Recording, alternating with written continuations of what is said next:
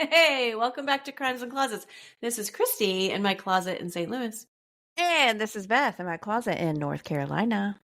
And this is Jess from What Happens in the Woods. And Bryce. And we are in our garage in Washington. We are so excited to have you here. It's our annual Halloween collab. Yay.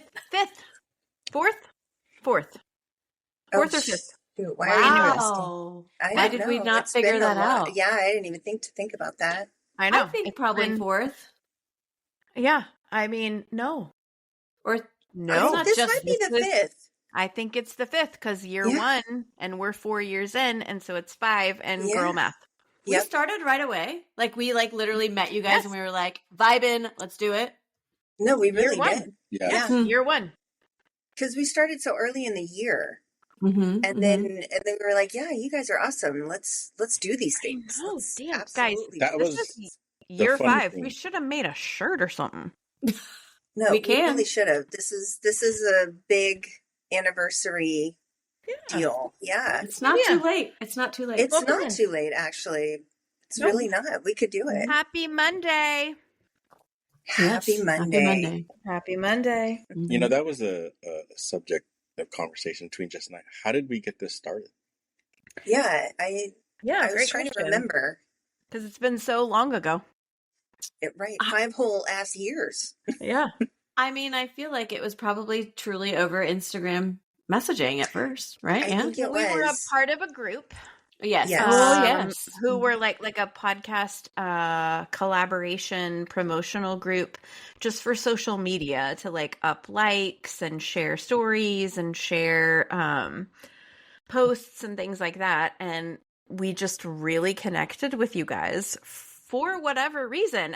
You connected. I mean, it was just like the stars were like, you guys, you 4. Yeah. And then we knew we were so spooky, and Jess and I have the same birthday. So that was that. Yes. Which also, happy birthday, Jess. Happy birthday. All right. Happy birthday. Literally today. Yep. I mean, like when this is dropping. Literally today. Yes. Wow. Another year, another Halloween collab. I don't know what better way to celebrate than with 100%. Our podcast besties. Totally. I do think that now that like you're like mentioning all that, like the group and stuff like that, it was like we started kind of crossing over with people. Like that group started doing that to say, oh, our listeners can be your listeners and vice versa and blah, blah, blah. And so I think we were just like, hey, this works for us. Like I think wasn't it like a promo swap kind of thing too? Promo swaps. I think that's how we did that first, and then it was like we connected. Now that I'm thinking about it, I was like, I know it was social media, like I know it was in the background. We were in that group, but I don't remember what the catalyst was exactly. I think she's right. I think it was the promo swap. Was it? Yeah, because I had our Olivia record that promo for you guys. That's right. And she just kept saying, I sound like a 12-year-old child. After every take, she's like, I sound like I'm 12. I'm like, Olivia, just go. It's like, and we both have Olivias. Yes. It's just like such a thing. Yeah. And here we are, 5 years later. It's amazing. Living our bestie life. Yes. We just have to get Beth out here for dinner. Right. No, I know. Everybody needs to be here. I've met with them twice. So unfair. I think we've talked about going out there too. So yeah, I mean, if we all head to Christie's, yes, I'm just volunteering. I'm open. We're volunteering your house. I have plenty of room in my basement and a pool. I was gonna say she's got the best house. I was gonna say I'll sleep by the pool. I volunteer that. I was just there and also slept by the pool, and it was amazing. Well, you didn't really sleep by Was the that pool. wine-induced, Beth? No. Oh. I mean, Tito's. no.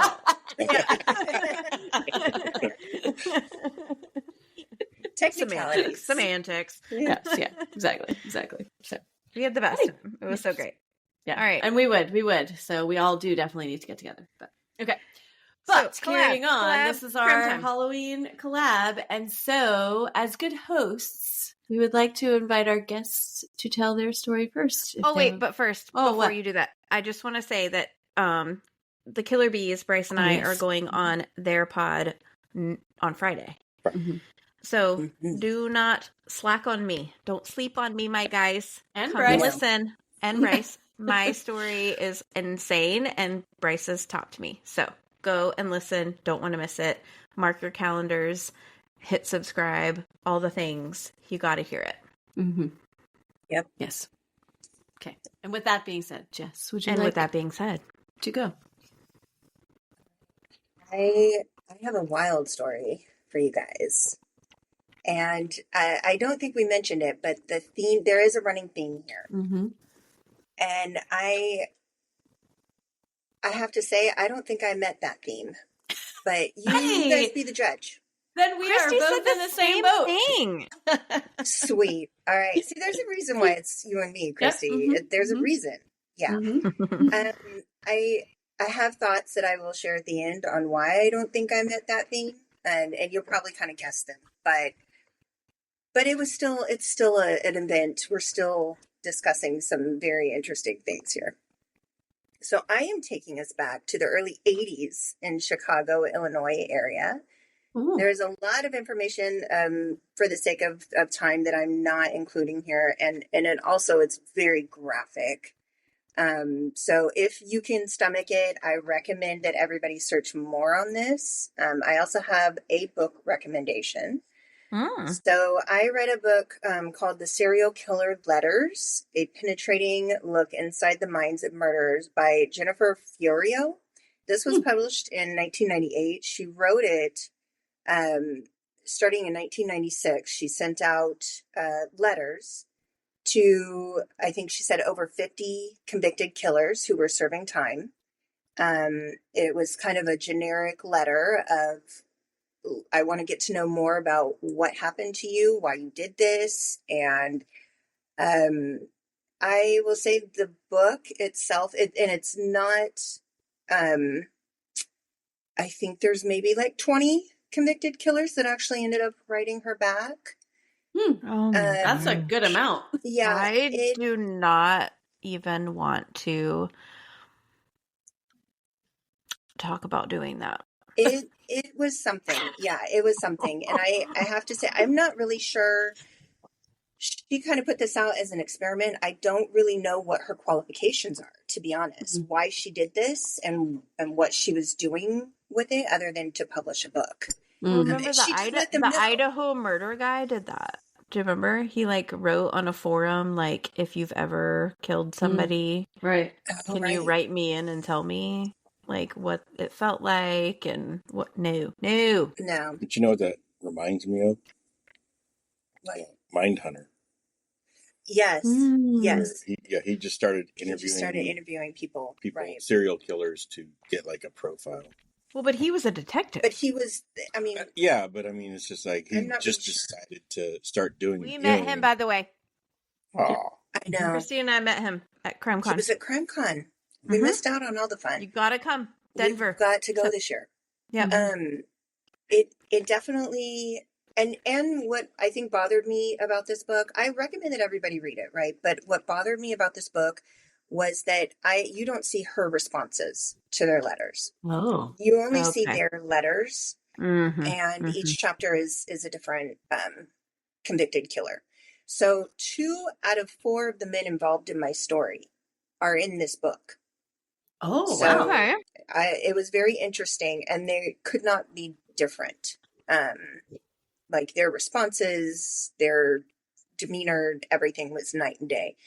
There is also a pretty well-known book on this that was written in 1995 called Deadly Thrills, The True Story of Chicago's Most Shocking Killers. This is by J. Slade Fletcher, and it's kind of considered the standard of information. I did not read it because it's $38 to get a copy of this book, and there's no online library available for it whatsoever. So I didn't really have time by the time I found the book. It was 2 weeks into my research already. So I just didn't really have time. But I'm also very conflicted on even recommending it because I'm not sure that it's actually unbiased. So, with all that being said, my case involves several victims, young women who were from various walks of life. They were at the wrong place at the wrong time. And if the victim count is to be believed from the men who were convicted of the crimes against them, its numbers are in the double digits. So it goes anywhere from 17 to 20, maybe even more victims. Yikes. So serial killer vibes. Yes, oh, definitely no. Serial killers. I will warn everybody, Travis, your trigger warning, there is some graphic violence that I have toned down as much as I can. I also want to add that I have some very mixed thoughts on some of the validity of the claims that are made. And again, I think that'll be apparent towards the end of the story. So usually I would start the crimes with the crimes before talking about the suspects. If you've listened to our podcast, I kind of have a standard of how I start these things. Victim-centric. Got it. I am going to kind of flip that around a little bit here, and not necessarily because I want to. The victims really, some of them are unnamed, some of them are unknown. And the ones that are, I gave you what information I could. But of course, the convicted people, it was more interesting. Well, I shouldn't say more interesting. It was very interesting to get into their heads for a little bit. So, the first convicted person I want to discuss is Edward Spreitzer. So at the time of the crimes, he was between 20 and 21. I think he might have had a birthday in between when they started. Well, obviously he had a birthday, but I think when they start talking about his involvement, he maybe had a birthday after some interrogation. That's very young. Yes. And there are even two people who are younger. Every report I read regarding Spreitzer leads me to believe that he had lower intellect, and it's concerning that his confession was allowed to stand without serious scrutiny.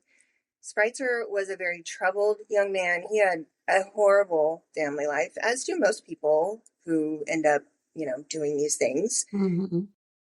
He did not do well in school. He ended up dropping out of school after finally finishing the 8th grade when he turned 15. So he just stopped showing up. After that, he was held back in kindergarten. He was held back in 1st grade, and then his sister helped him study so that he could finally pass the 8th grade. Wow. Yeah. That's a lot to be held back in kindergarten and 1st grade. I feel like they don't do that much now, but yeah. No, I don't think that they do. Cristy and I both have 8th graders right now. And to think that they would just be done and go do your life. No. I mean, he showed up to 9th grade, didn't pass, and then he stopped showing up in 10th grade. But basically the end of his education was 8th grade, honestly, because he didn't pass anything further than that, and then he stopped showing up. Yeah. Unfortunately, he didn't seem to have very good common sense and even good luck to keep himself away from bad influences. He admits that he went where the drugs were, where the parties were. He ended up making contact with a man by the name of Robin Gecht, and he would end up working for him in some capacity. He thought he was going to learn the electrician trade. Now, Robin Gecht is pretty much the center of all of this. He's the common factor between the other 3 men in the Chicago Ripper crew. As the police and media had dubbed them, which I absolutely hate that they did that. It does fit, but I hate it. At the time the crimes began, he would have been about 28. He worked as a general carpenter and electrician in the Illinois area. He was married, he had children, but he really didn't seem to be much of a family man. He was more interested in partying, drugs, and sex workers.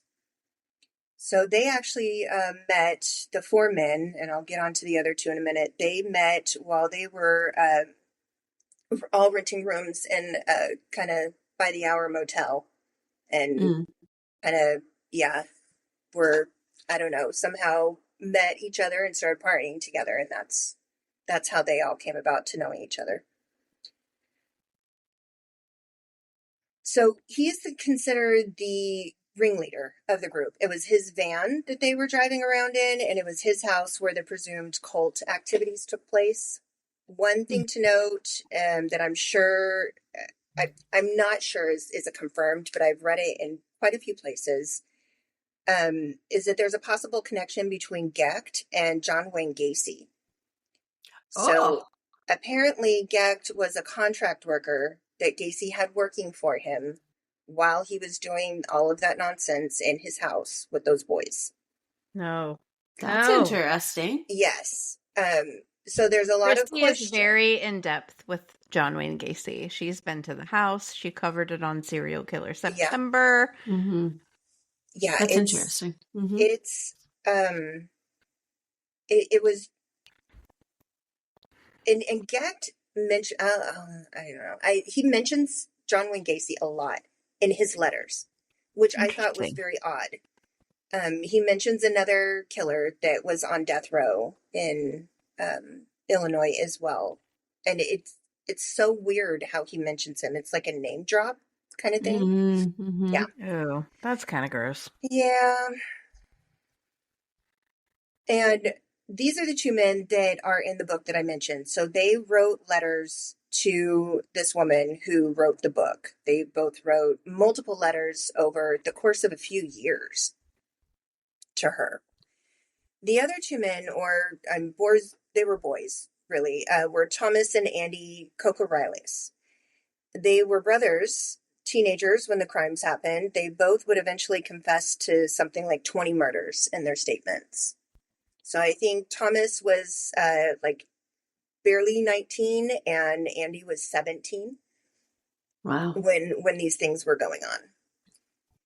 There's very little media, news articles, anything about them or their lives prior to the crimes. Just that they came from a very religious family of Greek Orthodox Catholicism. Mm-hmm. And that they came from a very structured household. They were known to Gecht, and like I said, they all kind of met up at this motel. They possibly were doing some jobs for him, like contracting jobs. Other than that, we knew that they liked to party. Obviously, they were party goers. They were doing all sorts of drugs, whatever they could get their hands on. It's also noted that they both may have, but definitely Andy had low intelligence, and there was a lack of schooling as well on their part. Mm. So easily swayed.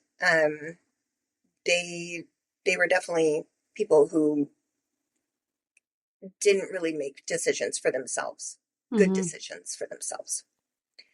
So what is it exactly that these four men are convicted of doing? So the convictions between the four of them are not consistent, but the accusations are.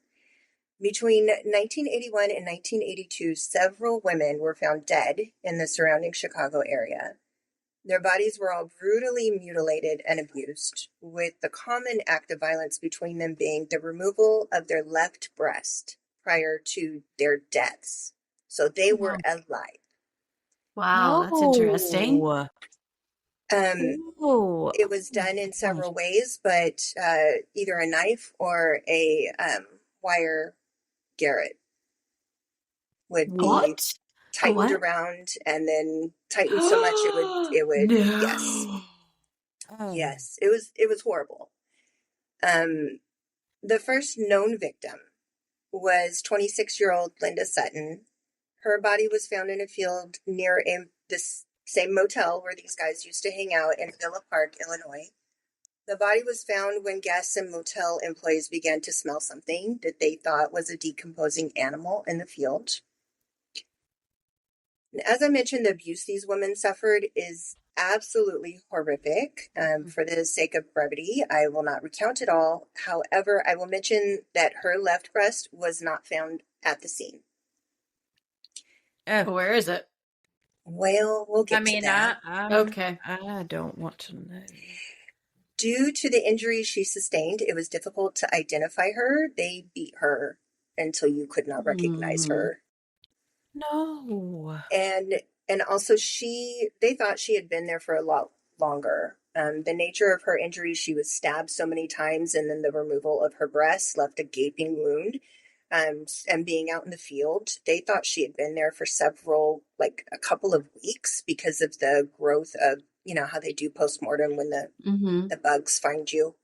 They thought by the size of these insects that she was further along, like had been there longer than she had. She really had only been there 3 days, which is a long time, but they thought at least 2 weeks. Right. Yeah. So it was very difficult to identify her. They used dental records and fingerprints, and they were able to do so, to identify her. There was no evidence at this crime scene. She had not been killed there. She was moved there, so there was no blood. There was no evidence that they could use. It was the 80s. They couldn't really take anything that they found and do anything with it. And also, she was a sex worker. So there really wasn't a uproar or a cry from the community to figure this one out. We know that that's true, and that's so sad.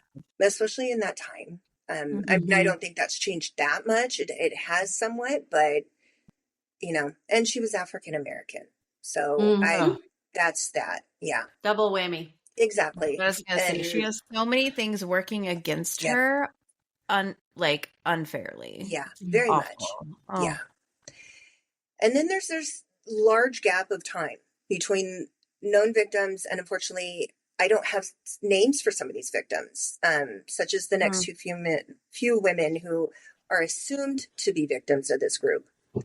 One woman was a waitress who presumably was taken from her car.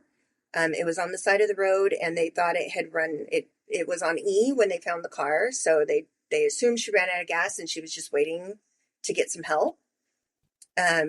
Her personal items were found in the car. So the keys were in the ignition. Her purse was on the seat next to the driver's seat. She just was gone. Wow. Her body was found in an embankment, and she had suffered the same injuries and fate as Linda Sutton had in her death. So left breast gone, abused, sexually assaulted, you name it, they did it. In May of 1982, Lorraine, or Lori Borowski, they called her Lori, was reported as missing by her coworkers when they all showed up to work in the morning. She worked for a real estate agent office, and the office wasn't open, so she was the opener. She was just like the receptionist. And so she was the first one there every morning. She got everything set up. She opened the office. She was there for phone calls, and people would, eventually start showing up. So they show up for work, and she's nowhere to be found. The office should have already been opened. They start looking around. Her car is there. And then they notice that there's shoes in the parking lot. There's keys that were her keys. And then there's like cosmetics, like her bag got dumped. No her, no bag. And they didn't really know what to do. So they called 911. They reported her, the local police, and they reported her missing. There were witnesses that reported that they saw a young woman who was forcibly taken from the parking lot. None of those people called the police. They just were okay to go about their day, and see that somebody got into a car forcibly and never did anything about it. And that was great. So they learned from that, highly controversial though, they called in a hypnotist, the police did, to talk to these witnesses. So they learned from that. One witness said that they saw a red or orange van in the parking lot. Other than that, nobody had any credible information. So her body was found 5 months later in a cemetery. It was undeveloped part of the cemetery, and it was close to where Linda Sutton's body had been found by this motel. And she suffered the same mutilation and abuse as the other women. At the end of May, there was another victim, Wait, Shuey Mack. so she had the left breast thing too? Yep. And we're not connecting these? So they kind of at some point, because some of it was outside in the suburbs and then some of it happens inside Chicago City proper, they eventually start communicating that this is going on. Also, I mean, some of these women were just professional, like, sex workers. Well, they were sex workers, but some of them were just working regular 9-to-5 jobs. Oh. And or like one of these ladies is an executive. She's like a manager for in a company. She's an executive. She was taken. So there was really no rhyme or reason. The next victim is, oh my gosh, Korean, I believe. They targeted African-American women, white women. Lori was white woman. And then there's the next victim that I'm going to talk about. She's Korean. So there was just who could we grab? It was opportunity, not necessarily any rhyme or reason to it. It was at all hours of the night. Lori was taken first thing in the morning from her place of work. Like it was just whatever they could get away with, basically. So at the end of May, victim Shuey Mack was taken from the side of the road. She may have been looking for a ride or just kind of walking, but she had exited her brother's vehicle after an argument, and that was the last time that she was seen. Her body would also be found 4 months later from the time of her being taken, so around the same time of Lori's body being found in a similar fashion. So same thing, left breast, stab wounds, beaten, assaulted, horrific things. In June, a small lead came in as a presumed victim of these men survived an attack. So Angel York reported that she had been picked up by 2 men driving around in a red van, and she was tortured and assaulted. The men forced her to cut her own breast. They sexually assaulted her in the wound. No. Taped it with duct tape and then dropped her out the back of the van in an alley. What? She survived this. She stated that the men were driving around looking for women to abduct, that in the back of the van they had handcuffs, pills that they would force women to take, and other weapons that they used to hurt their victims. So she said she saw an ice pick, a knife, a metal pipe, what else a hatchet. Jeez. Yeah. And they let her go? What's that? They let her go? They thought she was dead. So they shoved her out the back of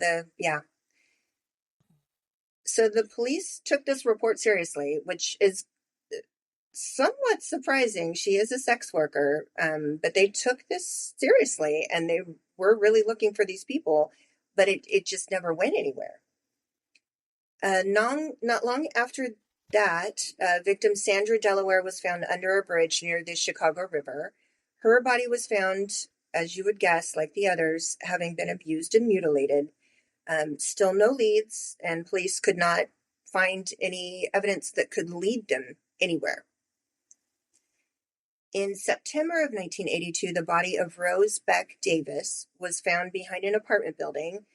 She is the woman who was an executive at a company. She was in management. She had been brutally beaten, assaulted, and there were small puncture wounds all over her chest and abdomen. She did not have her left breast taken. So in one rare case. The final victim is that is known is also a survivor. And let me tell you, the 2 women who survived this, any of the women that could have survived this is absolutely nuts to me. So Beverly Washington was abducted from the streets. She was tortured before being dumped and left for dead in the alley. She had both of her breasts. One was completely removed and one was nearly severed. They sexually assaulted her in these wounds. What? And used other things to sexually assault her. And then dumped her in the back of an alley in a garbage bin. I don't know who these people are, but this is just nauseating. It's crazy sick. I am unwell. Well, what's even more amazing, I think, not amazing, but like, I don't know how to put it, but there's 4 of them. Yes. And they're all they're all just like, let's do this and this, this. Yeah. I will get to that. Yes. That's what's nuts. And then they find each other and they're like, they found each other and then they start, 4 sick people. Yeah. Beverly. So Beverly, Hope you're okay, Beverly. A homeless man found her in the garbage dumpster and was able to, sound the rally cry, and she was taken to the hospital and treated for her injuries. She was not able to speak. She was intubated and not able to speak, but through signals, like hand gesturing and writing information down when she could, she was able to give the police information that would lead them back to the 4 men. So Spreitzer, Gecht, and the Coco Ralias brothers. Do you know what? What? So that's wild. She specifically had information on the van. So she was able to describe the van as being red with a wooden partition between the front and the back. And there was a very specific, like a roach clip hanging from the rear view mirror that was 1 blue feather and 1 white feather. So very specific. She was able to, there's no windows. It's, suicide doors in the back and all of that. The van. Yep. Yeah. And then she was able to give a very detailed description of Robin Gecht. Love that. So she claims that the van stopped to pick her up. The man who was driving offered her more money than what she asked for her services. And it made her a little nervous. So when she started to back off, he pulled a gun on her. And that's when, in the confession, that's when Spreitzer came around and ushered her to the back of the van and put her in the back of the van. So they made her swallow some pills and she passed out after some time. So soon after her information was made public, Edward Spreitzer was pulled over while driving the red van. He didn't fit the description that Beverly gave of the man who, initially had attacked her, but the van was a match. So Spreitzer then led the police to Gecht. He was like, yeah, I don't own it. I work for the guy who owns it. I can take you to him. And he did fit the description that Beverly gave. And this is where it just all spirals for me, right? Gecht was arrested. He confessed to nothing. He was held, then released because they had nothing, then put in a lineup for Beverly to identify from the hospital. She could not leave the hospital, so they brought the lineup to her. Oh, wow. In person. It wasn't photos. It was people. She had to look at this man and look at these other men in her hospital room. And she said, yep, that sucker right there. And they were in her hospital room while she's vulnerable and in a gown? They took her to a different room. They took her to a different room. Ew. It was like a surgery. From what I read, it was like a surgery auditorium kind of thing. So she was behind a glass partition and they were in another section. So they weren't in the room together, but still, please, I can't even imagine being within a room and they could see you. This isn't one-way glass, Yeah. This is not okay. Yeah. But she did. And she was like, yeah, that guy right there, that's him. And that's who they, the description fit him. So that was that. So Spreitzer is also picked up. And at first he says nothing. Then he starts this tell-all of a 78-page confession. Okay. I'm sorry, 78 pages? Yes. Upwards of 18 murders. He claims that it was all Gecht's doing, that he was only following along. He tells police that there are some ritualistic obsessions that Gecht has with women's breasts. Yeah. Yeah. Left specifically. He claims that there were others who were in this as well. So eventually police speak to Thomas, then his brother Andy, and the confessions between the 3 men claim that they killed like I said, somewhere between 17 to 20 women, mutilating them for satanic rituals that would take place in Robin Geck's attic, where they would eat the flesh as part of some sort of sacrament of these breasts. No. What? No. Yes. While the confessions are considered valid and there was enough information that was corroborated with the evidence from the known victims, the common denominator was Gecht. They were scared of him. They were following him. They were implicating him while he was confessing to nothing. Huh. Interesting. So neighbors at some point came forward when they were interviewed saying that he had this obsession with the dark occult, that he was into the Satanic Bible.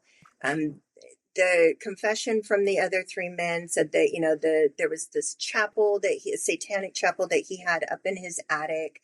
They did find the attic, and it did have some weird things in it, the Satanic Bible. They never found any evidence of any parts of the flesh anywhere in the house. So I'm not sure how valid the claims are, but that's what was said in the confessions. They also never found the breasts. That's what I was going to say. Where are the left breasts? They never. So if they found a victim's body, the breast was not there. Maybe that's part of the ritual. Well, that's the thing, is they're saying that they took the breast back and ate the breast. They never found it. Oh my God. That's the thing. They never found evidence that actually happened. Yeah, because they ate it. Yeah. I mean, yeah. You would think that there would be some remnants of something. I don't know. It's just a lot. It was a lot to read. I mean, as gross as this is, there was more. Yeah. So sentencing for these crimes, it doesn't make sense to me. So due to lack of evidence, Gecht was never charged with any of the murders. He was ultimately only charged with the attempted murder and rape of Beverly Washington. And even that was a hard one. Even though she pulled him out of a lineup and said, yes, this is him, even though she gave a description, even that was hard for charges to be pressed. Also, Beverly, props. No, for real. Badass. For real. Like, if you want to talk about survivors, like 100%. Love you, Bev.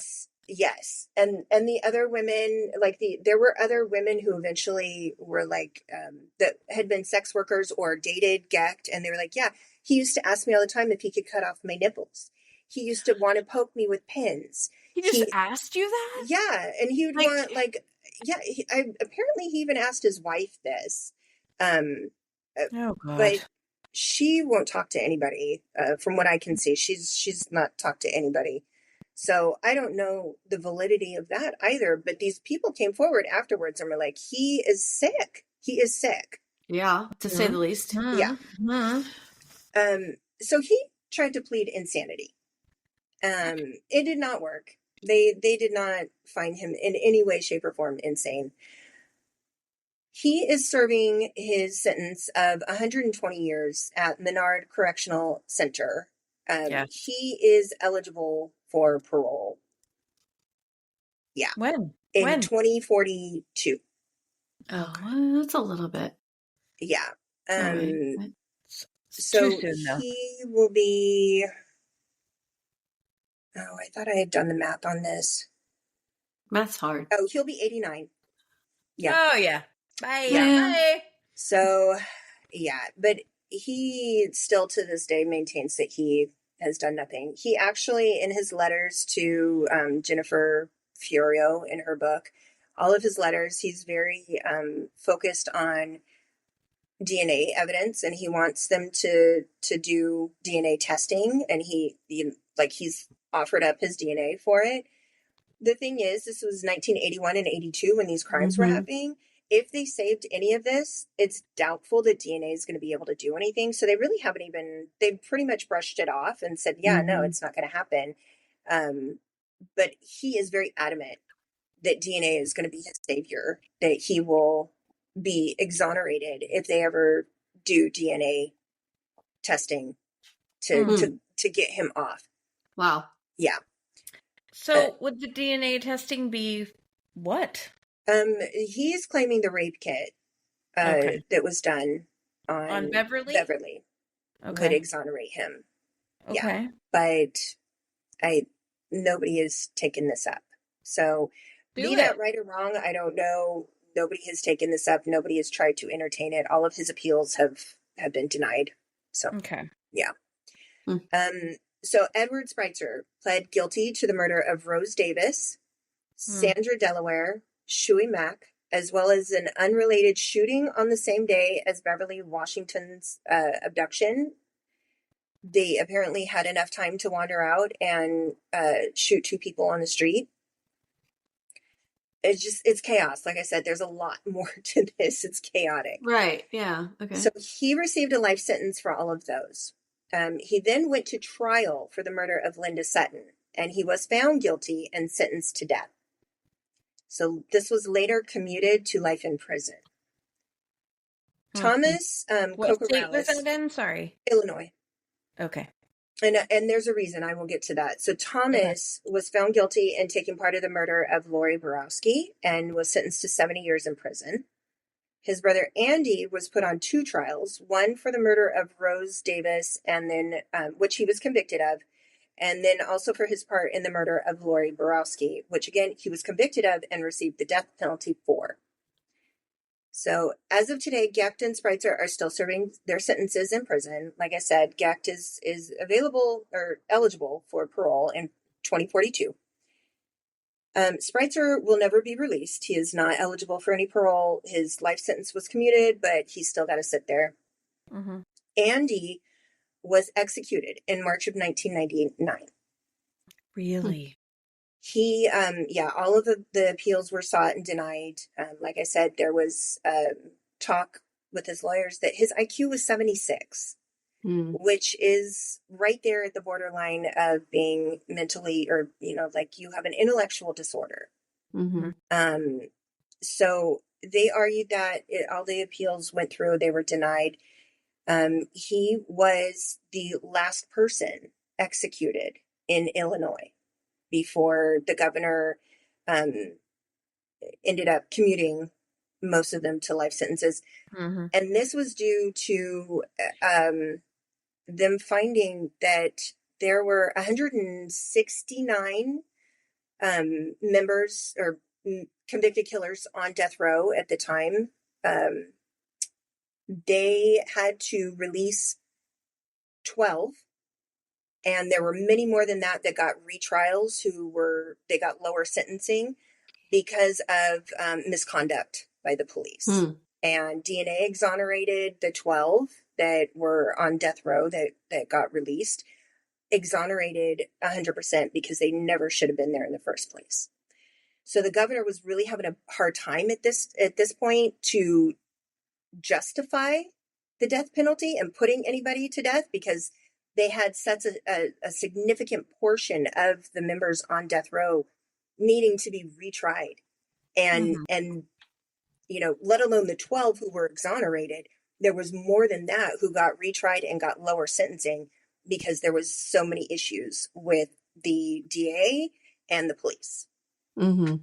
So after Andy was executed, the governor, like a short time later, it was not right after that, but it was a short time later, like a few months, they were just having more and more issues come up. So he was like, yeah, everybody on death row is going to be just commuted to life in prison. And then eventually they wrote in the law that the death, a death sentence was just going to be life in prison. There was no more execution. So, but he was the last person who was put to death. Wow. Yeah. Thomas was found guilty in taking part of, like I said, so he was sentenced to 70 years in prison. He has been released. He was released in 2019. No. He claims that he's innocent, that the confessions were coerced by interrogators, And there's a lot of debate. Like I said, Spritzer and Andy were low intellect. And they showed signs of like possible mental health issues, not to mention all the drug abuse. But that's why I had a hard time with a 78-page confession from somebody who learned how to read and write while in prison. Right. He was taught to read and write in prison. This is the man who couldn't graduate 8th grade until he was 15. But he was able to give them a 78-page confession. Yeah. I don't know. I don't know. I think they did these things. I don't doubt these things. I 100% believe that they have the men who did these things. Whether it was a satanic worship, whether it was just one sick jerk, whether it was these guys who were following along because they got their kicks, or whether they were all on drugs and God only knows, that's, I think, the mystery here. Right. Ooh. But it really pisses me off to no end that Gecht, who was the mastermind, I mean, I'm going to say he was. It was his van. It was his house. He was the one who had the breast fetish. Barely got a very small sentencing. It was not harsh at all for what he did to if they only convicted him of Beverly, it was so light for what he did. So it really upset me that he got off so easy. I feel like, even though he's, serving time and he's going to be 89 when he's eligible for parole, doesn't mean he's going to get parole if he even makes it though.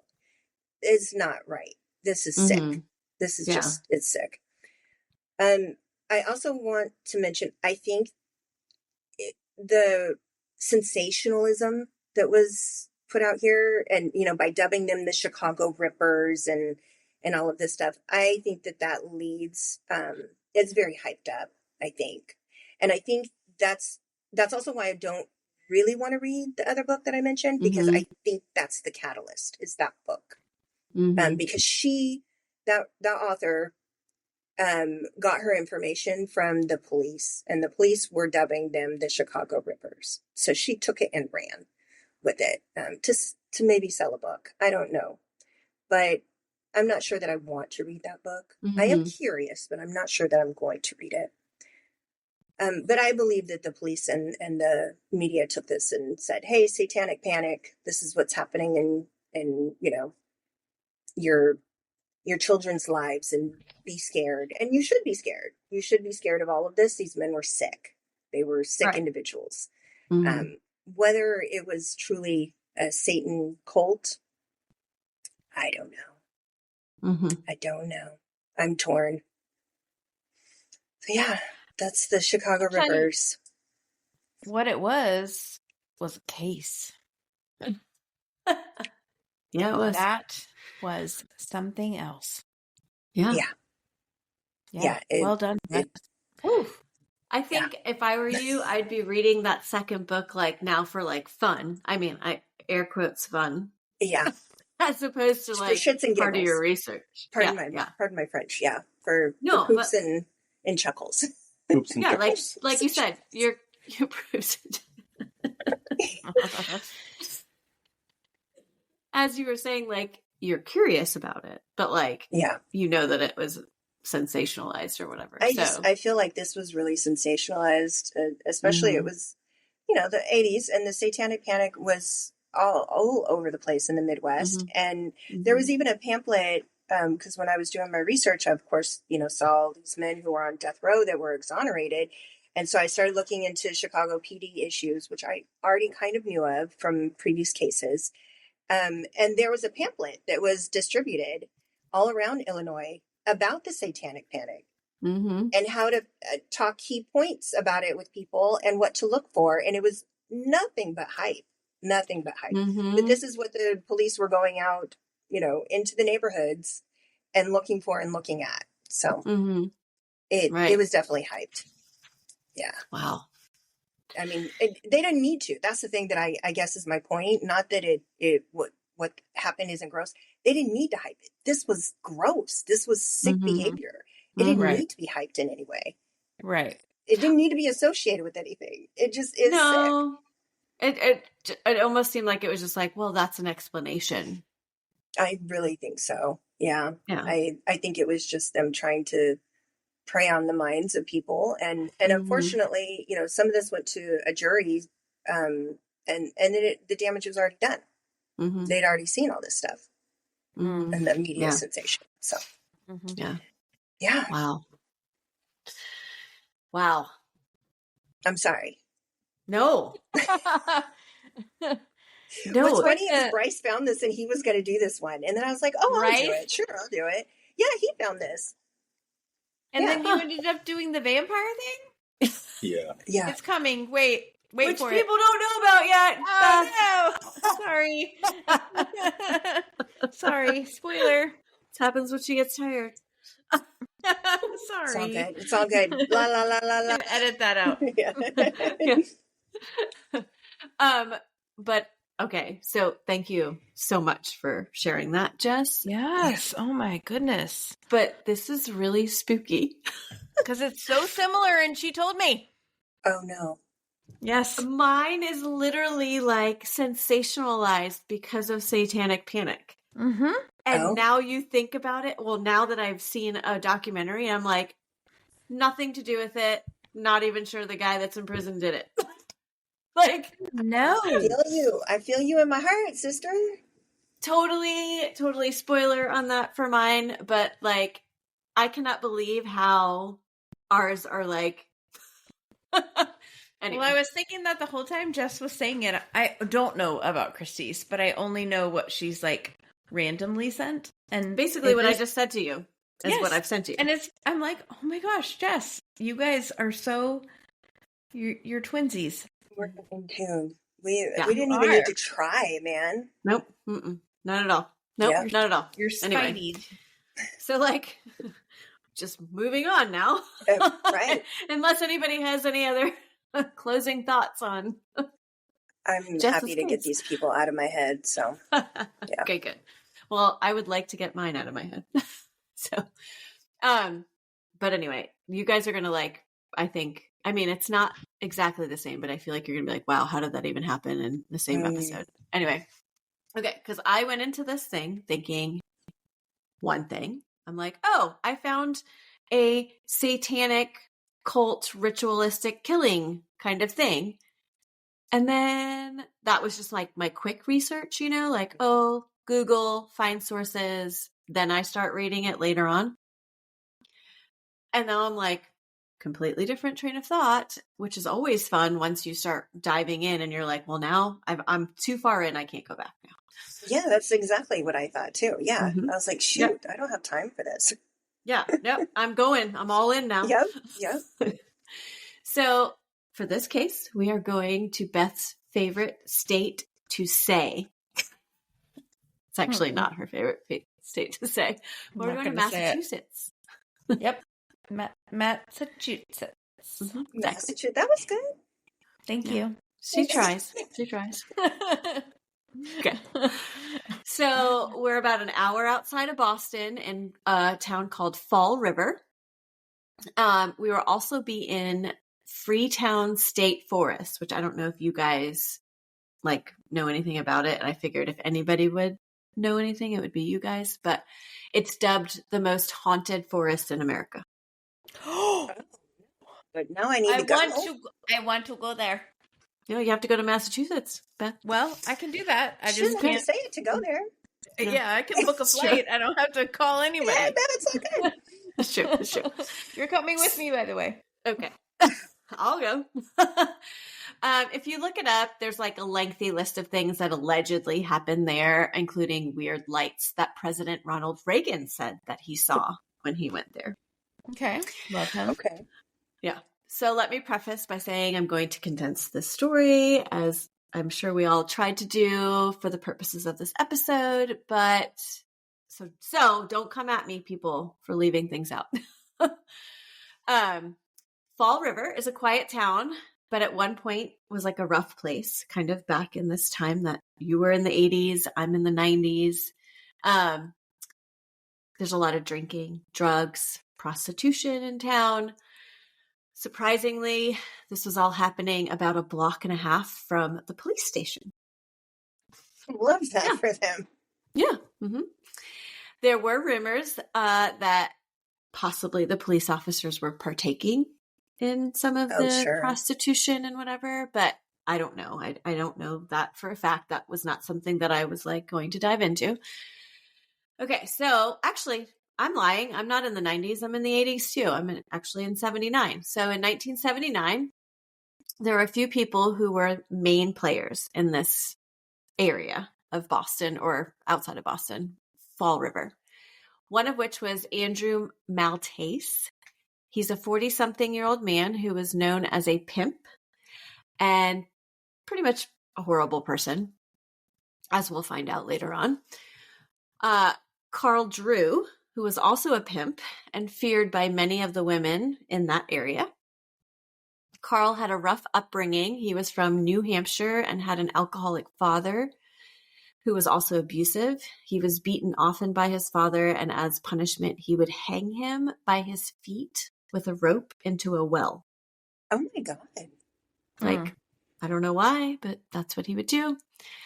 When he was 14 years old, he just decided, I'm tired of this life and I'm going to fight back. And so one day, as he states in a documentary I watched, that he knocked him on his ass and left home and started living on the streets ever since.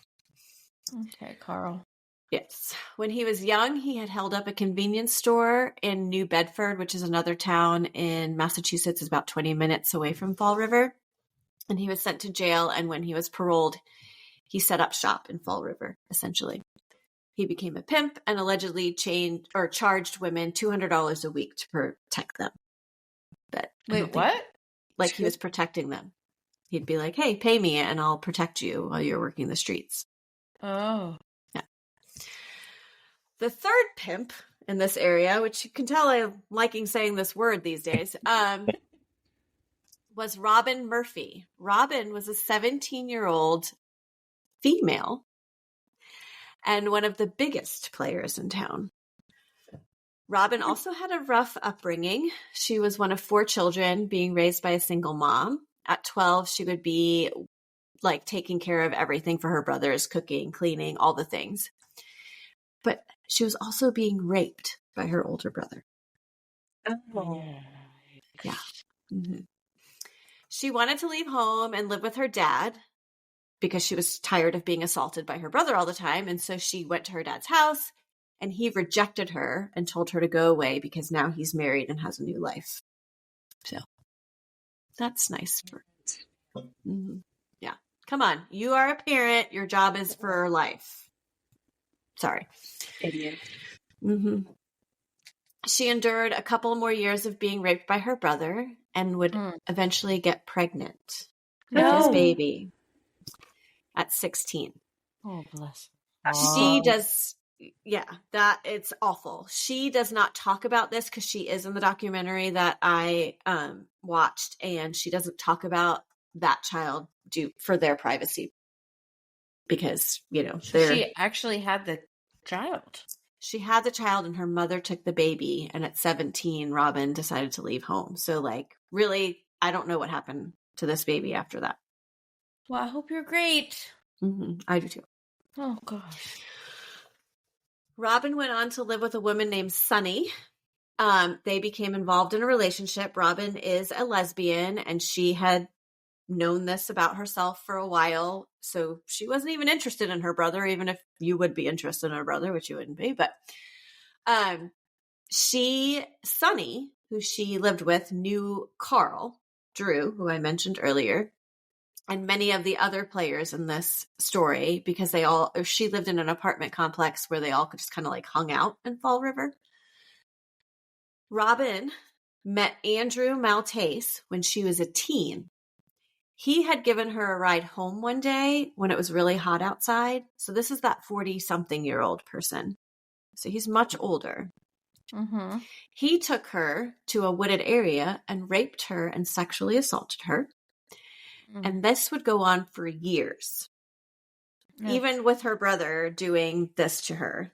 So this other guy, Andrew, it's all so weirdly connected. But anyway, She would eventually tell a good friend of hers who was living with her, or her and her mom at the time, to like take a ride from him. She's like, he's a totally safe person. You can take a ride from him. He'll give you a ride wherever. And then he ends up doing the same thing to her friend.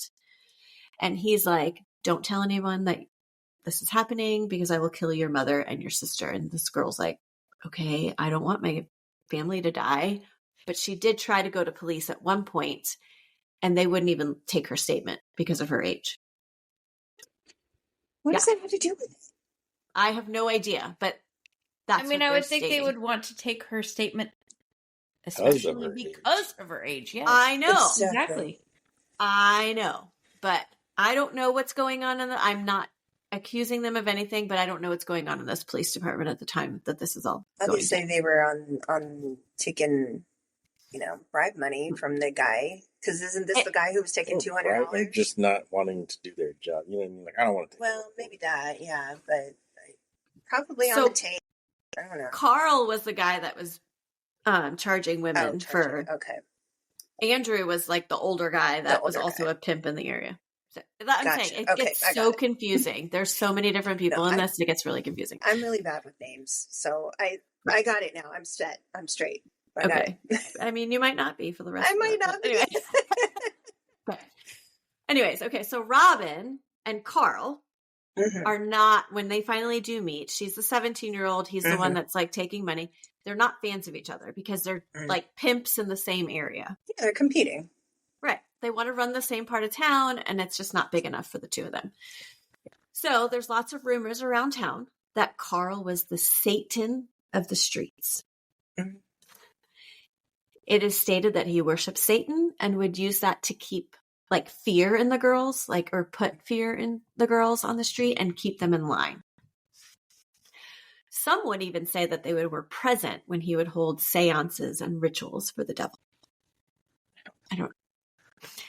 On October 13th, 1979, a body was found under the bleachers at Diamond Vocational High School in Fall River. The victim was a female found face down, almost completely nude. Her hands and feet were tied with fishing line, and her face was smashed in with rocks that were found nearby. Trigger warning. She also had a baseball bat inside of her. No. They were unable to identify the girl, so they put out a composite drawing of what they feel like she looked like because she was beaten so badly.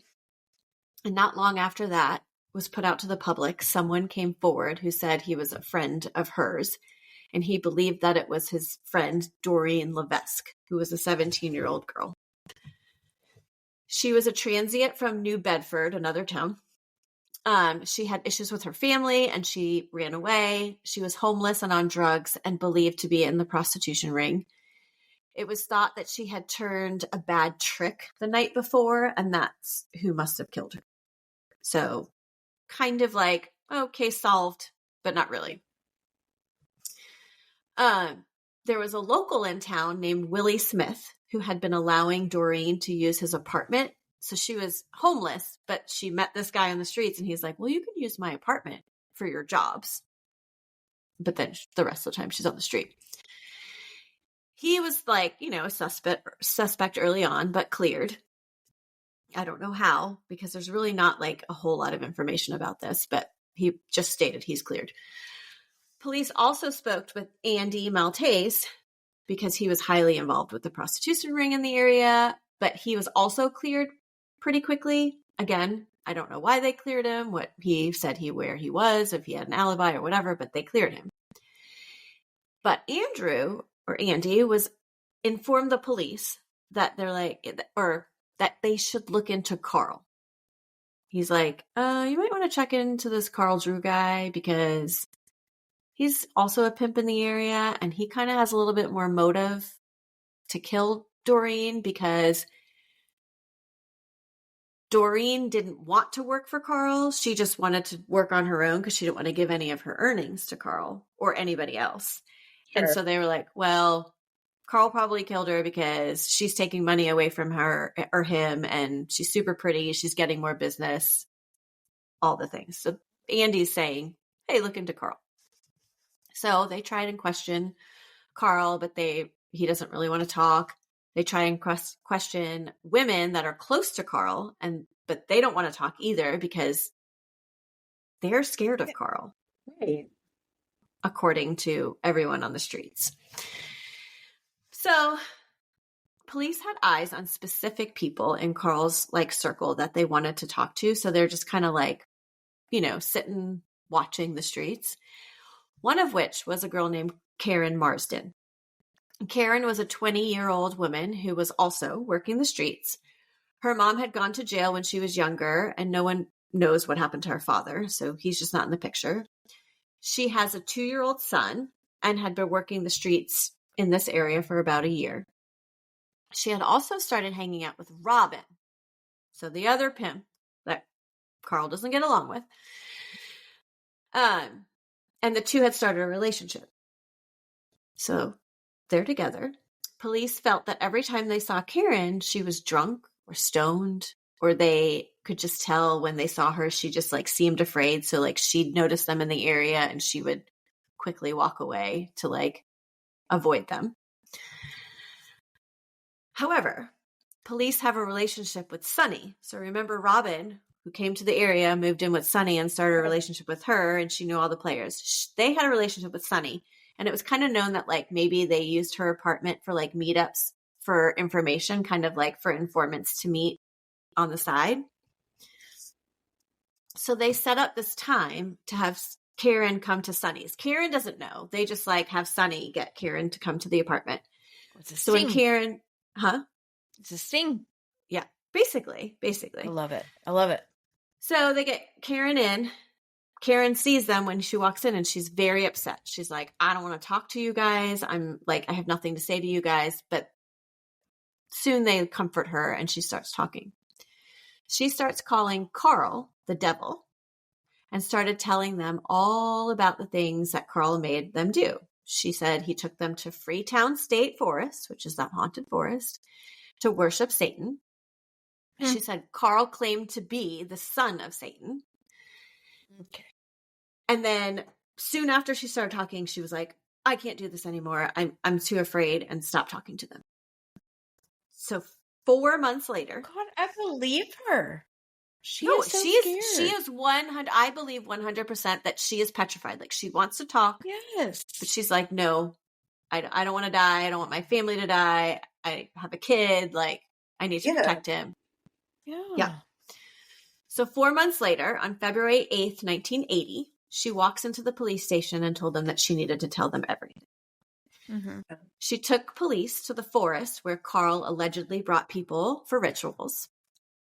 She was very upset and kind of like incoherent, so she may have been on drugs at the time and wasn't really getting a true story, like a cohesive story out to them. And she kept just saying like, I'm scared of Carl. She's going to kill me, or he's going to kill me. He's going to kill my son. I want to talk to you, but I can't. So they offer her protective custody. They're like, hey, talk to us. We'll give you protective custody. But she's like, no, I just want to go talk to a priest. So they drop her off at the church and they watch her like walk up, knock on the door. The priest comes and he goes in. That's the last time anybody sees Karen. What? Yeah, the police literally bring her to a church and never see her again. They didn't follow her out? They just dropped her off?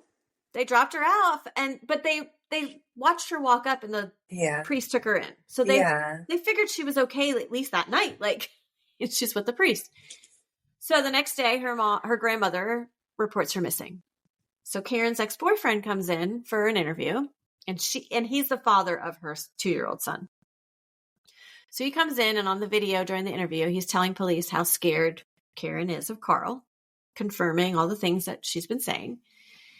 He said Karen had told him about a time that Carl took her to a hotel, tied her down, drugged her, and when she came to, he was dripping blood on her forehead and chanting in like another language. All really freaky. Yeah. Okay. He also told them how Karen said that she knew who killed Doreen. It was the body found in the bleachers of the high school. And she said she told him that it was Carl. She said, I was there. Carl Carl forced me to come to the school, and then she watched Carl smash her in the head with all of the rocks. Now, but this is like hearsay because she told boyfriend. Boyfriend's now telling police, so we don't know how accurate the information is. Mm-hmm. One of the police officers goes back over to Sunny's house now to see if they can get any information from her. And while they're there, Robin calls Sunny. Sunny Robin is Pimp Robin, who was Karen's girlfriend. Oh, Lord. I know. See? It's very confusing. These are the days of our lives. For real. Right. Exactly. But also, Robin also used to date Sunny. Well, that's what I was going to say. Didn't they have a relationship? So yeah. Okay. The Pimp Chronicles. It's literally like, it was like a soap opera when I finally got into it. That's what it's sounding like. What's happening? So Sunny's like, she tells the police officers, okay, you can listen. You can listen in on this conversation that I'm having with her. And in that conversation, which is not recorded because this is the 80s, so it's just the word of this police officer saying, this is what I heard her say. Apparently, Robin admitted to being involved in Karen's disappearance and murder. Mm-hmm. Where's Karen? Well, yeah, we haven't found Karen yet. So this sets in motion an arrest of Robin. Mm-hmm. Robin decides, because she kind of gets wind of this, that they're going to arrest her. So she heads to the DA and she's trying to cut a deal. She's like, okay, I'll tell you everything. The DA said, if you plead guilty to second-degree murder, then you'll get a possibility of, because now she's 17, remember. She's still a young person. You'll get a possibility of parole, and likely you'll get out in 12 years because you haven't ever been convicted of anything else. No other violent crimes, whatever. So Robin's like, okay, I'll take that deal and I'll start talking. So she tells police that Carl forced women in the area into worshiping Satan to control them. Karen had told Robin that Carl killed Doreen because Karen said she was present during that killing and that he had forced her to be there. Karen had been so scared that she wanted to part ways with Carl. And Robin also said that then Carl said, I need to get rid of this witness who witnessed me killing Doreen. So she's like in the middle. Robin is claiming to be in the middle of all of it. Mm-hmm. Are you guys following? Yeah. Mm-hmm. That's why none of us are talking. We're like suggesting that you are driving. So she states that she and Karen were walking down the street when a car approached them. Inside the car, see, I can't even say inside the car, there's too many names, was Carol Fletcher, who was driving. We haven't even met her yet. This is the first time we're meeting her. Carl Davis, another Carl. Do you see why I'm so confused? Lord.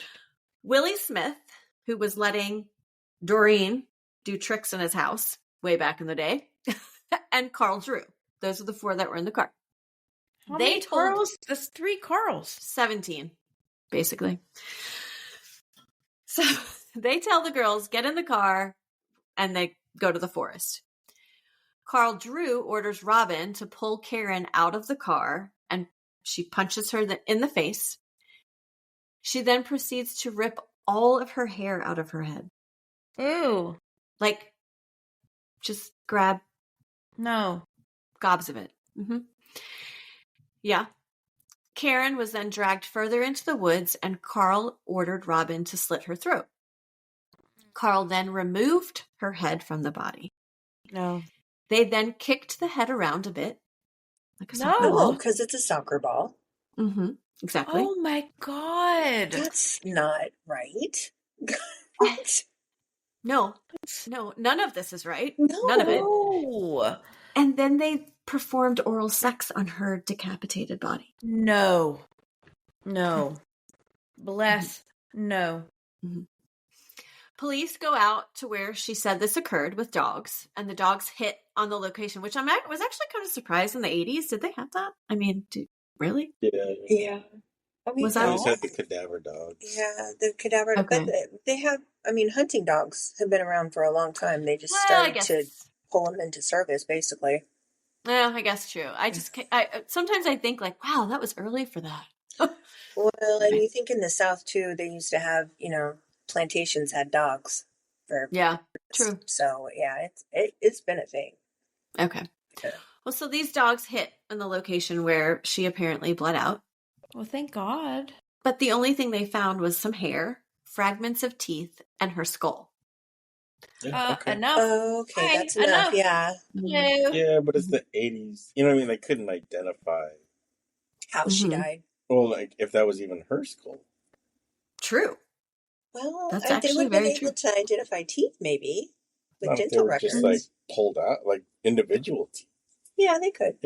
Yeah, well, at one point it was only fragments, and then the skull, like it was just like the top portion because like it was like the bottom. I don't know. It was very because they were kicking it around. Gotcha. Okay, yeah. Oh my God. Not intact. Oh my gosh, this poor woman. Yeah, poor girl. So, no kidding. So they said that her body was never found, and later on it would come out that they said that they burned her body, and that's why it wasn't found. So Carl gets arrested and is indicted for both Doreen and Karen's murder because of the hearsay from before. He will only end up going to trial for Karen's death, though. They thought that they had more to like back that up and charge him in trial than the hearsay from somebody else who's now dead. So in May of 1981, he goes on trial. Robin and Carol, who was the driver of the car, both testify against Carl.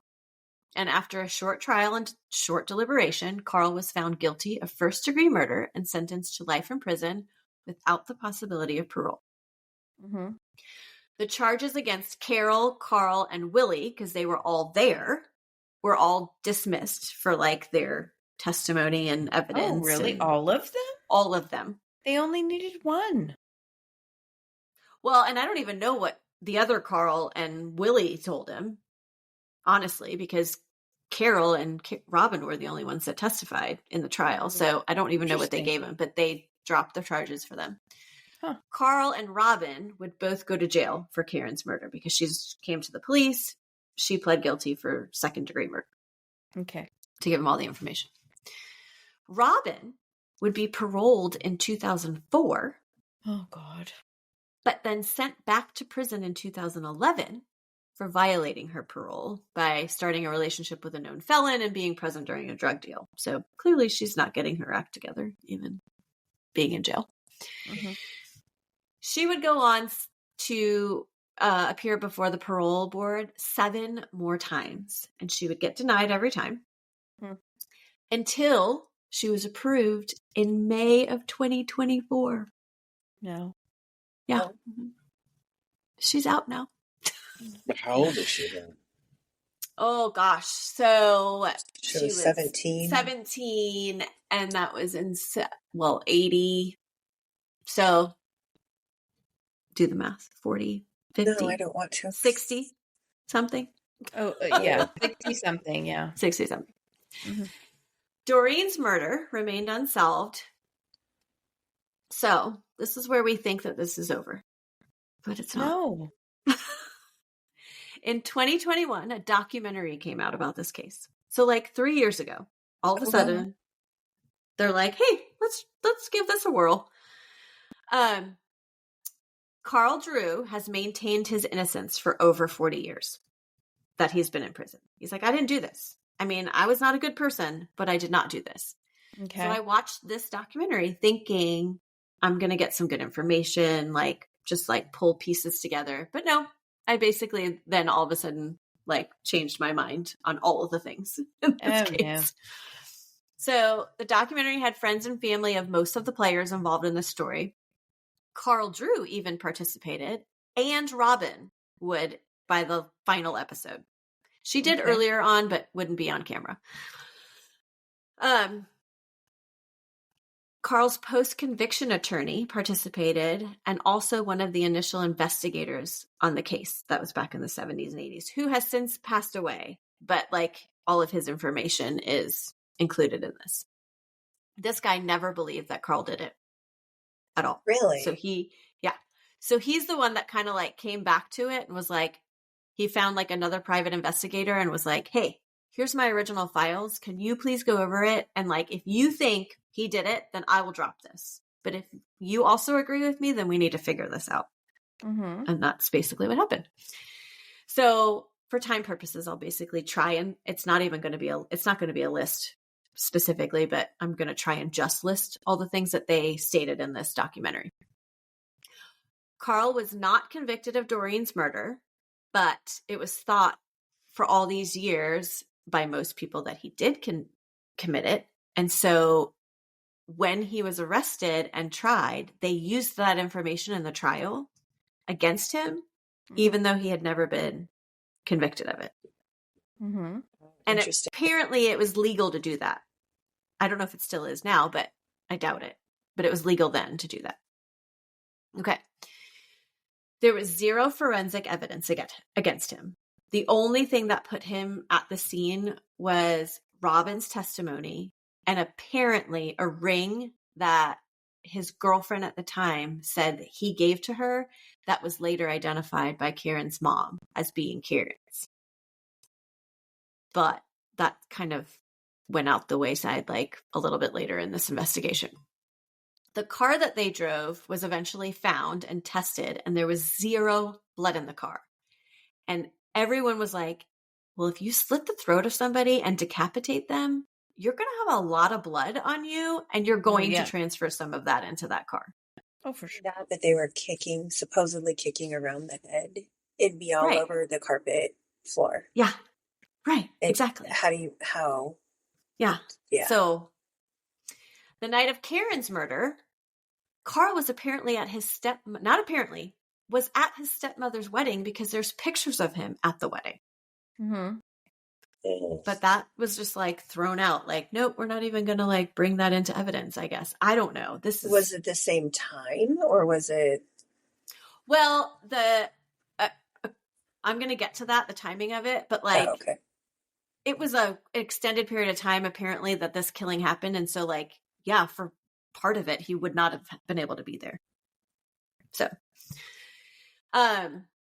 Robin, a few years after she testified, recanted her testimony against Carl, but no one cared to listen to her at the time. So they just kind of like poo-pooed it away. She's like, he didn't do it. I wasn't there. I lied, whatever, but they didn't listen.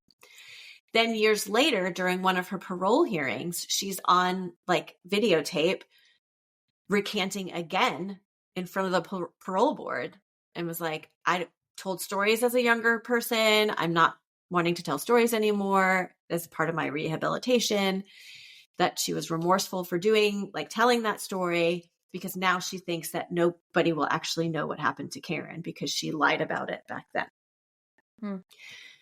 She also told the documentary crew that she was not present during the murder. She said that she had seen Karen earlier that day when she was visiting her son at the foster home that he was living in. And then she went over to Sonny's with the intent to cheat on Karen, but she never saw Karen again after that.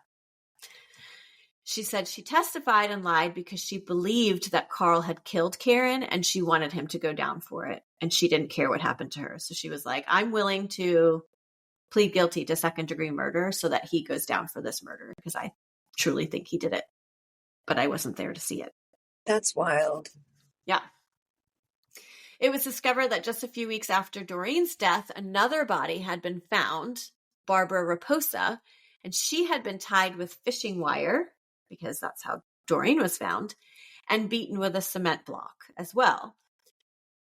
Coincidentally, Robin had been part of that investigation as well. Oh.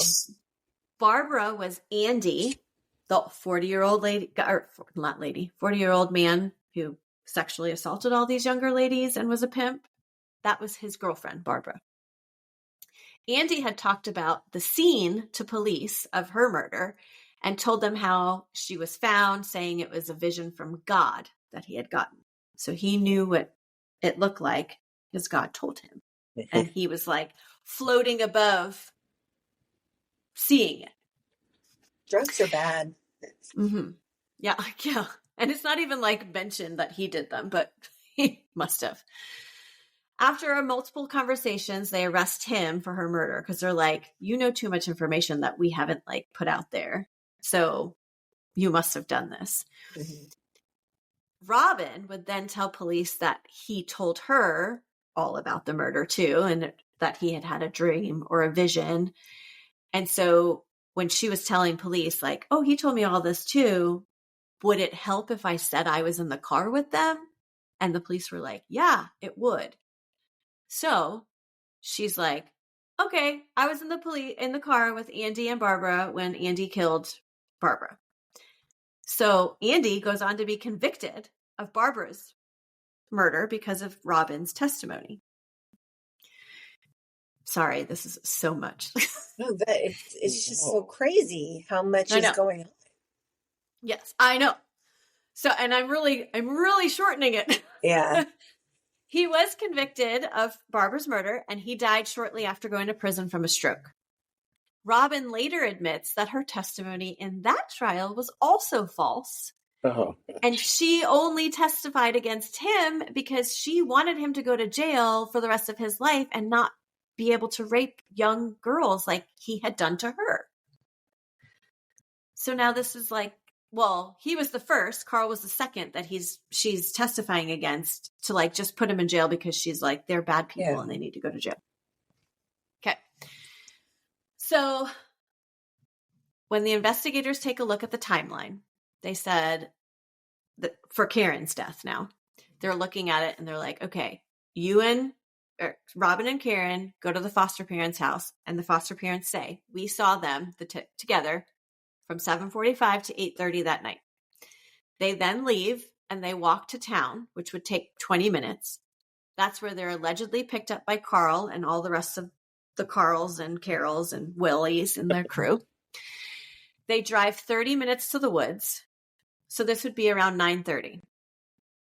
Apparently, it's reported that Robin was home by 10 p.m. that night. So that left 30 minutes for them to do this killing of Robin or of Karen and then burn the body, which they said would have taken at least 2 hours. I don't even know what kind of fire you'd have to build to burn a body in 2 hours. Right. Well, they were basically just out in the woods. Yeah, like they had to have this like burning for a while before they even attempted to burn her. Yeah. They're like, this timeline isn't even lining up. So these investigators that are like years later and in 2021 looking into like, wait, this doesn't make any sense. So investigators then go and find Leah, who was Carl's girlfriend at the time, who got the ring. That was the only thing really that linked him to the scene. And she's like, yeah, I lied. The police pressured me back in the day to like tell everyone that, but none of those statements are true. I'm recanting my testimony too. She's like, police showed me the pictures of the body and they were like, your boyfriend did this. And she's like, okay, he did. So then they also find Carol, who was the driver of the car. And she admits to them that Robin put the fear of God in them about Carl.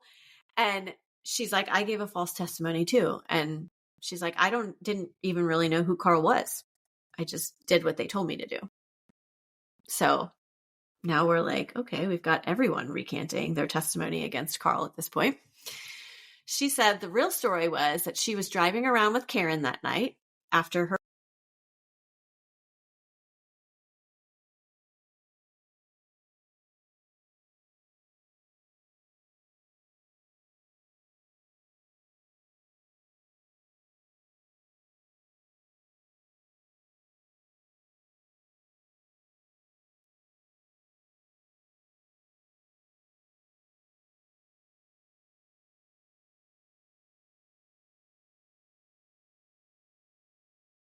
Is his name Carl? Not Carl. However, he could possibly be Carl's son. But we don't know. What? Carl at one point this is why they're like, we don't know, because is he trying to make a give his father a reason to get out of jail, but they don't really know. They just know that his mother had sexual relations with Carl at some point, and so it's possible. They don't know for sure. But anyway, he comes out and he's like, I lived in the same apartment complex as Sonny. I was 5 or 6, and I told my mom that I saw people killing a girl on the roof of the apartment complex. On the roof? The hell? Yeah. Nobody else saw this on the roof? Yeah. This is so convoluted. This is so great. Cristy, what have you brought to us? I'm sorry. And I was so far in, I couldn't turn back. You can't. No, there's no way. So he said that he saw a group of people on the roof with Karen, and they're yelling at her, and someone's pulling her hair, and then another person's pulling somebody off of her. And he's like, well, I can positively tell you that Robin was on the roof, and Carl Davis, and Sonny. First of all, this guy's 5 or 6 years old. Right.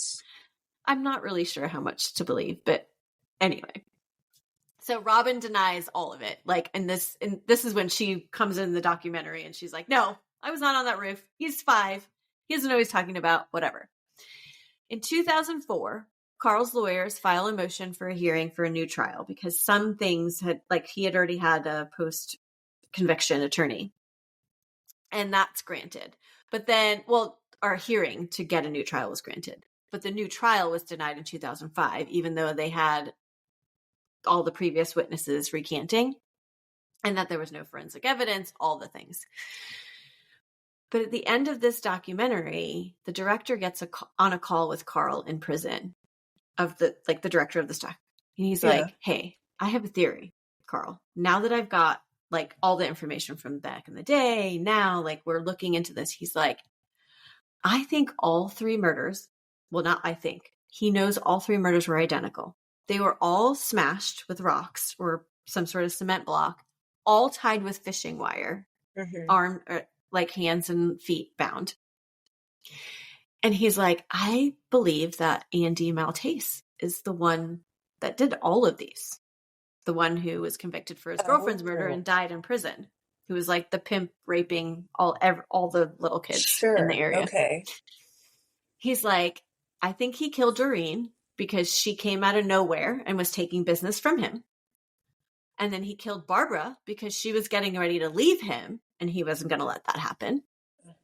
And then he killed Karen because she knew too much and had been a witness to one of them or both of them.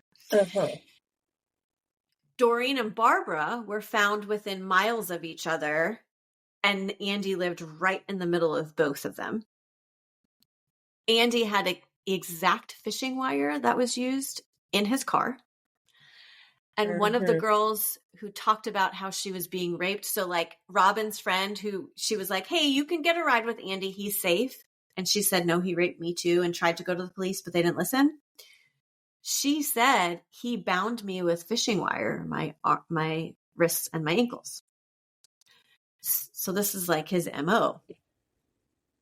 So anyway, Andy had been arrested for Barbara's murder, and that was his alibi at the time for Karen's. But the doc people looked into it, and they're like, well, but he was released on bail on February 8th, just hours before Karen went missing. So he was not actually in prison.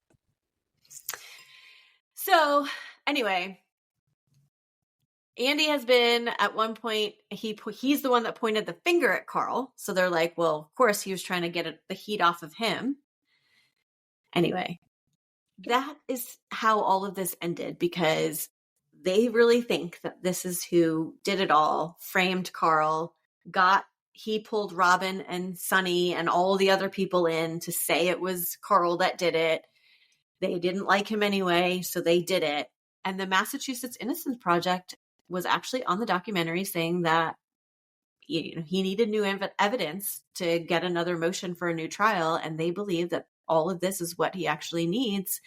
And they might, because he needed something that would change the outcome of his first trial. Yeah. And a new suspect is just that, well, this person really could have been the person because of all of XYZ that we have shown.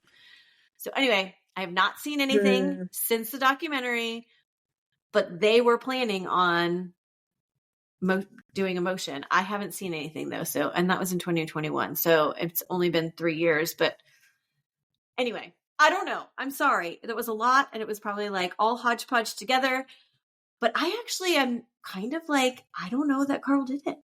I really think Robin like lied about everything. And it's possible that Andy guy did it. Because Andy was the guy who was a creep and was sexually assaulting everybody. Why would you not implicate him instead of Carl? Well, I think they tried to, but that's what I'm saying. Like, he was cleared early on, but I did not see any information as to why he was cleared early on. Interesting. For things. So, and anyways, this is all, again, I didn't even state it, but all during this satanic panic. And so like the police were like going in that direction and kind of pushing that narrative at this time, because Carl was worshiping the devil according to everybody and doing all these rituals. And so they just it is stated that they pushed this narrative, and that's why he ended up getting convicted and all these people lied. But if you look back, like if you actually watch that documentary, and when Robin, the very last episode, they're telling Robin some things that about Andy, and she was like, I didn't know that. Wow, I didn't know that. And like, she was like, okay, now I think maybe he did it. And I know we shouldn't believe Robin because she's lied about everything. No, I wouldn't believe anybody. If they have evidence that they can bring forth, then sure. But I wouldn't believe anybody in this story at this point. Yeah. Nobody's telling the truth. No, I don't know. You have to kind of watch the documentary to see it all unfold. And anyway, I went into it going, oh gosh, this guy he was worshiping Satan, and he killed this girl and was playing soccer with her head, and like, this is what I'm doing. I'm bringing a satanic cult. And it's actually dubbed, like in all of the news articles, it's dubbed the Fall River Cult Murders. Yeah, I believe it. But I don't know that it is. I don't know that that's what happened. Sound honestly, like it. I don't think it was. But these women all died. So now you're feeling like it's not completely solved. I don't think it was Carl. I think it was Andy, and he's dead now. He went to prison for one of the murders, which he probably did do, but he was convicted falsely if she lied in the trial. Robin. Yeah. Oh, so Robin. He probably did do it, but I think he may have done all these other ones and just like was sly and slid under the... I mean, he had been convicted of other things in like 1957 and went to jail for similar things. So it's like, why would he stop doing it now? They don't stop. Yeah. They don't stop. Anyway, I don't know. Sorry. That was like bing, bing, bing, bing. No, that was nuts. Literally.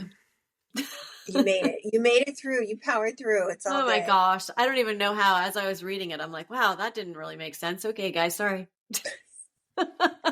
Well, it's really hard to condense too. I mean, we did our best to condense these things, but there's so much more information.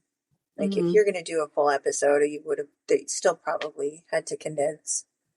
Oh yeah, because there was like background and crap for all the things. So anyway. Well, it's been another doozy. Thank you for having us. Happy Halloween, everybody. Happy Halloween. Happy birthday, Jess. Happy birthday, Beth. Yay. Thank you. It is Scorpio season, and these were spooky. Yes, thank you, Cristy and Jess, for bringing us these stories, and Bryce for hanging in with me. This was a situation. It was. It's a situation. And I was going to say, I don't know. Did we not even? No, you never go simple. Come on. Let's not be boring. No. We're not going to do that to you guys.